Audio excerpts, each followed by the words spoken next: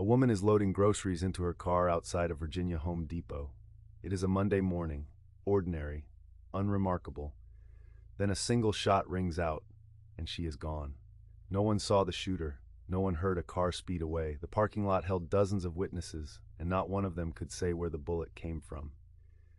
That was October 14th, 2002. 13 days into a killing spree that had already claimed 9 lives and left an entire region unable to move freely through ordinary life. And here is the part that should stop you cold. Law enforcement had already been to that parking lot. They had a vehicle description. They had a partial witness account. They even had a man matching the profile asleep inside a car less than a mile from that scene.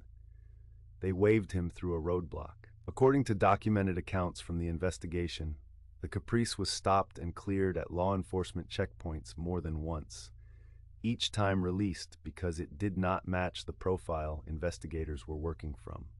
What the investigators didn't know, what they couldn't have known, because everything they believed about this killer was wrong, would cost more lives before anyone figured it out. This is the story of how the most sophisticated law enforcement apparatus in the United States spent 3 weeks hunting a ghost that was hiding in the one place they never looked.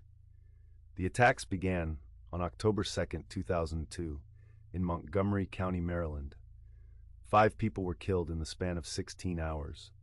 A mower on a lawn, a man crossing a parking lot, a woman sitting on a bench, each shot placed with military precision, each fired from distance, each victim chosen, seemingly, at random, gone, just like that. The FBI's working profile was specific: a lone white male, likely a disgruntled ex-military type, operating from a fixed elevated position, a classic sniper's nest. Every resource pointed in that direction. The media ran with it. The public accepted it. And while everyone was looking up at rooftops, John Allen Muhammad and Lee Boyd Malvo were shooting from the trunk of a blue 1990 Chevrolet Caprice. Think about that for a moment. They had cut a hole in the trunk lid. They lay flat, hidden inside a modified car that looked completely unremarkable in any American parking lot. No elevated position, no fixed nest. They were mobile, invisible. And they had been operating this way from the very beginning. And then something changed. On October 24th, investigators received a tip traced back to a phone call Muhammad himself had made, linking him to an unsolved shooting in Montgomery, Alabama, and to a fingerprint left at a prior crime scene. That fingerprint belonged to Malvo. Within hours, law enforcement had names. They had the license plate. At 3:19 in the morning on October 24th, officers converged on a rest stop in Myersville, Maryland. Muhammad and Malvo were asleep in the Caprice. The killing spree that had claimed 13 victims across the Washington area, 10 of them fatally, was over.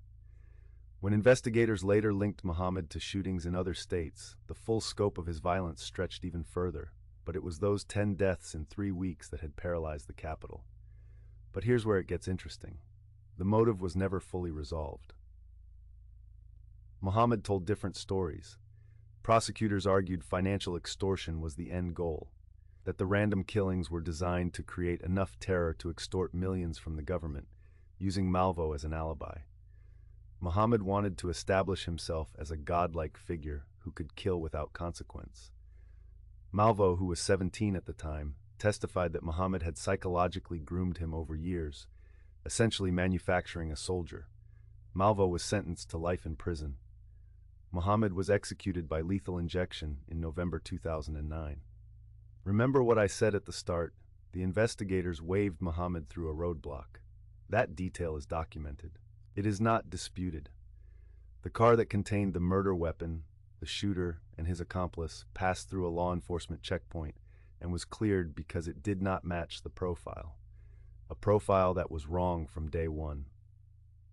The DC sniper case exposed something deeply uncomfortable about criminal profiling, that the tool designed to narrow a search can also blind investigators to what is directly in front of them. Every hour spent hunting a lone white male in an elevated position was an hour Muhammad and Malvo spent refining their method. 17 victims, 3 weeks, 1 car. The question that remains, the one criminologists still debate, is this: if the profile had never been released publicly, If investigators had stayed open to every possibility from the very first shot, how many of those 17 people might still be alive today?